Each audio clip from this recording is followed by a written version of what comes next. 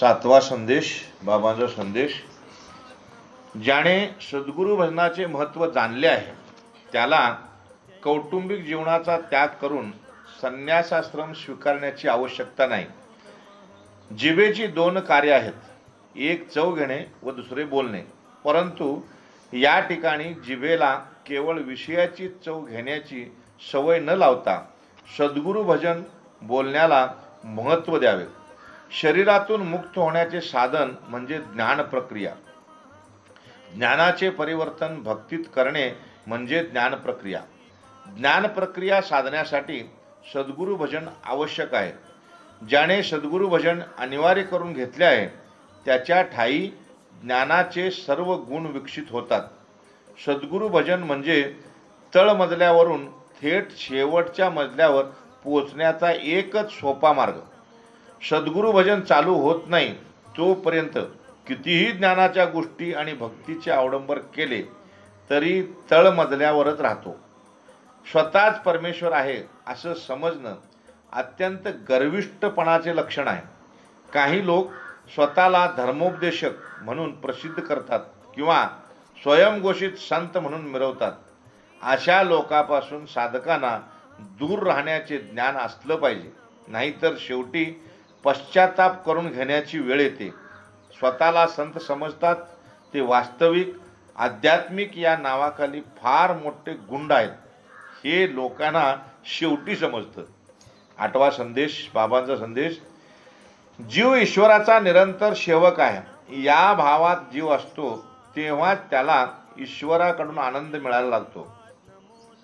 ईश्वर हे ज्ञान आहे व जीव हे विज्ञान आहे. म्हणून ईश्वराला परब्रह्म म्हटले आहे आणि जीवाला विज्ञान ब्रह्म म्हटले आहे. दिव्य ज्ञान म्हणजे परब्रह्म. सूर्य, चंद्र आणि नक्षत्र यांना परब्रह्माचे तेज प्राप्त झालेले आहे.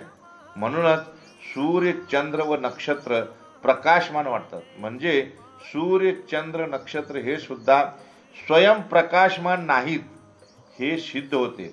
सद्गुरू कृपेने ईश्वर प्रत्येकाच्या हृदयात स्थित आहे हेच आपल्याला दिव्य ज्ञान होते. आपल्यामुळेच सूर्य, चंद्र, नक्षत्र प्रकाशमान आहेत असे म्हणायला काही हरकत नाही. विष्णू सहस्त्र नामावलीत ज्ञानेश्वर माऊली, श्रीपाद बाबा यांच्याबरोबर आपली सुद्धा सर्वांची नावे आहेत. परंतु याचा अहंकार वाटायची मुळीच आवश्यकता नाही. अहंकार येत असेल तर जीव दशेत राहील आणि सुख दुःखाची जाणीव होऊन पाप पुण्य योनीत जाईल. म्हणजे पाप पुण्य योनीत जाण्यासाठी अहंकार हाच कारणीभूत आहे. द्वेष, मत्सर हा सुद्धा अहंकाराचा भाग आहे. संतांची वचने ही अभंग आहेत आणि जीवाची वचने भंग पावणारी आहेत. जीवाची वचने संतांच्या विचारांना फाटा देत असतात. नववा संदेश, बाबांचा संदेश. एका सत्याकडून अधिक व्यापक सत्याकडे घेऊन जाणारे विचार किंवा मार्ग म्हणजे धर्म. ऋषी मुनी, साधू संतांनी या विश्वाचे गूढ शोधलं. मानवी जीवनाचे गूढ शोधून मानवाला जगण्याचे नियम सुद्धा सांगितले. मानवा, तुला जगायचं असेल तर या नियमाप्रमाणे जग असे सांगून धर्म जागवला. धर्माने जगण्यास अडथळा करतो तो अधर्म. धर्माची निर्मिती करूनच ईश्वराने सृष्टी निर्माण केली आहे किंवा सृष्टीच्या निर्मितीबरोबर धर्मसुद्धा निर्माण झाला. ईश्वरी नियमाप्रमाणे चालतो तो इथे मानवी धर्म म्हणून ओळखला जातो किंवा निसर्ग नियमानुसार चालतो तो मानवी धर्म. निसर्ग नियमाविरुद्ध चालतो तो आसुर. मानवाला सुखी जीवन जगण्याचे तंत्र म्हणजे धर्म. त्याला संतांनी विनियोग म्हटला आहे. मानवाने निर्माण केला तो पंथ आणि ईश्वराने सृष्टी निर्माण करताना तयार झाला आहे तो धर्म. या धर्माच्या ठिकाणी कोणते कर्मकांड किंवा मानवनिर्मित परंपरेचा काय संबंध येतो का? वेगवेगळ्या मानव समूहाने वेगवेगळ्या परंपरा निर्माण केल्या म्हणून ते पंथ ठरतात. वारकरी किंवा नाथ हे पंथ आहेत. यांना संप्रदाय सुद्धा म्हणता येत नाही, कारण संप्रदायाहून धर्म पुन्हा वेगळाच आहे. पंथात अधर्म सुद्धा असू शकतो, कारण काही पंथ स्वतःच्या सोयीनुसार किंवा व्यक्तिगत स्वार्थासाठी तयार झालेत, म्हणून पंथ धर्मापर्यंत घेऊन जाईलच असे नाही. म्हणून माऊलीने सांगितले आहे, धर्मापर्यंत जायचं असेल तर जाणून पंथ स्वीकारा. खरा पंथ एकच आहे की जो धर्माला जाणतो. धर्माला जाणणारा पंथ हा धर्मच ठरतो. म्हणून माऊली म्हणते, अनेक संप्रदाय म्हणजे पंथ आहेत, त्यापैकी ईश्वरापर्यंत घेऊन जातो तो संप्रदाय म्हणजे धर्म. या ठिकाणी पुन्हा संप्रदाय आणि धर्म एकच ठरतो. सध्या काही ठिकाणी विज्ञानाला सुद्धा धर्माची जाणीव झालेली आहे, पण धर्मापर्यंत जाण्याचा मार्ग सापडलेला नाही. अर्थात विज्ञानाला खरा धर्म समजलेला नाही. अष्टभैरवांना पार करून काळ्या पट्ट्यापर्यंत आल्यावर ईश्वरी सत्य हे मानवी बुद्धीच्या कितीतरी पट पलीकडे आहे. म्हणून ते ईश्वरी सत्य मानवी बुद्धीला नाकारता येणार नाही असे आइन्स्टाईन म्हणतो. पुढे तो असे सांगतो, आपल्याला कळालेले किंवा मोजता येणारे विश्व फक्त 4% आहे. त्यापैकी 3% ऊर्जा आहे, 1% मॅटर आहे. म्हणजे 96% विश्व मोजता येत नाही. ते मोजता येत नाही, पण ते आहे, म्हणून त्याला डार्क मॅटर आणि डार्क ऊर्जा म्हटले आहे. म्हणजे धर्म समजत नाही म्हणून आइन्स्टाईन त्याला डार्क मॅटर किंवा डार्क ऊर्जा म्हणतो. आइन्स्टाईन सत्य जाणण्यास उत्सुक आहे, पण सत्य जाणता न आल्याने त्याने काळा पट्टा आणि त्याच्या पुढील भागास डार्क मॅटर आणि डार्क ऊर्जा असेही म्हटले आहे. काळ्या पट्ट्यात तेथे फक्त तर्क सुचतात, पण ते तर्क अनुभवाला येत नाहीत.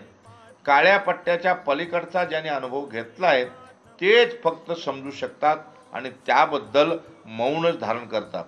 संत धर्माची मूर्ती आहेत, तेच धर्म जाणू शकतात आणि धर्माचा अनुभव आणून देऊ शकतात. मानवी विज्ञान जोपर्यंत आध्यात्मिक होत नाही, अर्थात विज्ञान आणि अध्यात्म एक होत नाही, तोपर्यंत हे विज्ञान तेथपर्यंत जाऊ शकत नाही किंवा ते समजूही शकणार नाही. म्हणून शेवटी आइन्स्टाईन म्हणतो, only those who have experienced it can understand it. आइन्स्टाईनच्या मतांना मान्यता असली तरी एका मताशी मी सहमत आहे असं म्हणता येणार नाही, कारण आपल्याला कळलेले किंवा मोजता येणारे विश्व फक्त 4% आहे असे आइन्स्टाईन म्हणतो. म्हणजे आपल्याला कळलेल्या विश्वापेक्षा अजून 25 पट विश्व मोठे आहे असा अर्थ निघतो. पण विश्व टक्क्यात किंवा पटीत मोजता येणार नाही, कारण ते अमर्यादित आहे. टक्के किंवा पटीत सांगणे म्हणजे विश्वाला मर्यादित केल्यासारखं आहे. 10वा संदेश, बाबांचा संदेश. सद्गुरूंनी कितीतरी पुरस्काराच्या पलीकडे आम्हाला नेऊन ठेवले आहे. तुम्ही मानवनिर्मित सर्व पुरस्काराच्या पलीकडे गेलेली मंडळी आहात. साधुबोधानंतर तुमचे उर्वरित आयुष्य ईश्वराला अर्पण झालेले आहे. म्हणून अजून कुठला तरी पुरस्कार मिळावा किंवा कोणीतरी आपलं कौतुक करावं हा तुमच्या कार्याचा उद्देश नसावा. असे असेल तर तुमच्याकडून जे होईल ती ईश्वर सेवाच असेल. एक पेशंटची वाट पाहणारा व दुसरा पेशंटची वाट लावणारा असे 2 प्रकारचे डॉक्टर असतात. यापैकी आपल्याला कुठलाच डॉक्टर व्हायचं नाही. निवडलेल्या क्षेत्रात किंवा कार्यात आपण उत्तम आणि प्रतिभावंत व्हायचं आहे. म्हणजे ज्या कार्याला आपण समर्पित झालो आहे ते कार्य उत्तम आणि प्रभावित असावे. त्या कार्यात विश्वकल्याण साधण्याचा उद्देश असावा. तेथे कोणताही व्यक्तिगत किंवा कौटुंबिक स्वार्थ नसावा. म्हणजेच कार्य प्रतिभावंत असावे. तेथे तुम्हाला धनसंपत्ती, सत्ता, पद, कीर्ती, प्रसिद्धी, आदर सर्व काही मिळेल. पण ही सर्व जीवनाच्या प्रवासात भेटणारी अनेक स्टेशने आहेत. हा मुक्काम नव्हे. सद्गुरूंनी आम्हाला मुक्कामाचे ठिकाण दाखवून दिले आहे. आनंदी जीवन अर्थात सच्चिदानंद पदापर्यंत जाणे हा मुक्काम आहे. बाकीची मंडळी सद्गुरूंचा हा बोध विसरले आहेत. आपण मात्र ते विसरायचं नाही. आपल्याकडून होणारे बरे वाईट कर्म, नातेवाईक, भौतिक कुटुंब, आल्या गेलेल्यांचे स्मरण, मिळालेली कीर्ती, धनसंपत्ती, लौकिक मान सन्मान, आदर हे सर्व विसरून अंतिम मुक्काम तेवढा लक्षात ठेवायचा, तरच आपला जीवनक्रम व्यवस्थित असेल. या व्यवस्थित जीवनक्रमाला इंग्रजीत करिअर म्हटले आहे. तुम्ही प्रतिभावंत आहात याचा मला राहून राहून सारखा आनंद होत आहे. 11वा संदेश, बाबांचा संदेश. मूलतः चित्तात भोगाची इच्छा निर्माण होते, होय की नाही? करू की नको या दोलायमान अवस्थेत मन असते. त्यावर बुद्धी निश्चय करते. यातून जे प्राप्त होते ते अहंकार सेवन करून टाकतो. सद्गुरु कृपेने अहंकारबाद होतो आणि सर्व भोग चित्ताला मिळतो व आनंदी जीवन जगण्याचा योग प्राप्त होतो. शरीरात पित्त, प्रपंचात वित्त म्हणजे धन आणि परमार्थात चित्त पाहिजे, तरच जीवनक्रम व्यवस्थित होतो किंवा करिअर होतं. ज्या जीवन प्रक्रियेने भौतिक प्रगतीच्या लाभाबरोबर परमार्थ घडून प्रवृत्ती निवृत्ती साधल्या जाऊन इहलोक आणि परलोक सुद्धा एकाच वेळी प्राप्त होतात, अशी जीवनक्रमाची रचना असावी. सामाजिक विकासाबरोबर परमार्थ घडून प्रवृत्ती निवृत्ती साधून इहलोक परलोक सुद्धा एकाच वेळी प्राप्त होतो. ते धर्म प्रगट होतो आणि तीच पुढे संस्कृती ठरते. ते धर्म आणि संस्कृती वेगळी वाटत नाही. जेथे या धर्माचे आचरण होते तेथे ईश्वर असतोच. जेथे ईश्वर आहे तेथे मोक्ष आहेत. म्हणजे अर्थ काम धर्म आणि मोक्ष एकाच नियमात सर्व प्राप्त होतात असे आचरण होते ते धर्माचरण.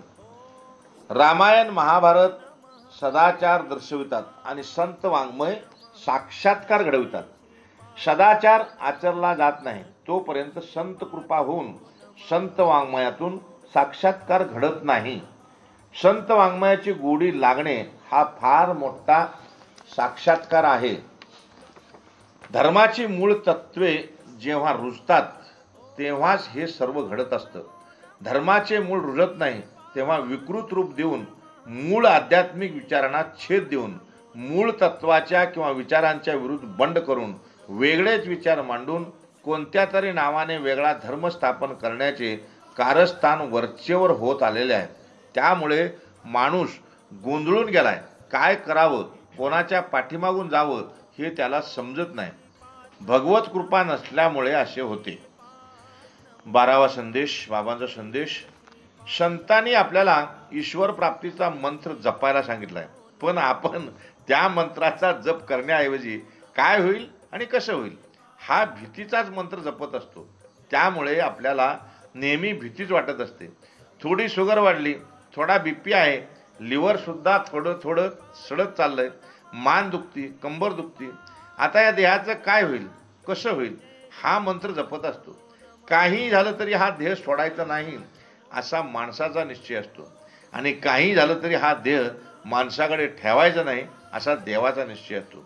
देह सोडायचा नाही हा जीवाचा निश्चय आणि हा देह ठेवायचा नाही हा देवाचा निश्चय. असा खेळ चालू आहे. पण या खेळात देवाचा विजय निश्चित अशी मॅच फिक्सिंग झालेली आहे. देह राहणार नाही. संत शिवभावर असल्याने ते देवाला म्हणतात, तू आमचं नेऊन काय नेणार आहेस? ह्या नाशिवंत देह यापेक्षा काय नेणार? तू मला घेऊन जाऊ शकणार नाहीस, कारण तू आणि मी एकच आहे. संत असा जप करत असतात म्हणून त्यांना भीती वाटत नाही. संतांनी जो मंत्र जपला आहे, जो विचार जपला आहे, तोच मुख्य विचार आहे. तोच मंत्र किंवा विचार आपण सुद्धा जपायचा आहे, म्हणजे भीती वाटणार नाही. सद्गुरू कार्यात सक्रिय आहे त्यांच्याकडूनच संतांच्या मंत्राचा जप होत राहील. अन्यथा काय होईल आणि कसं होईल?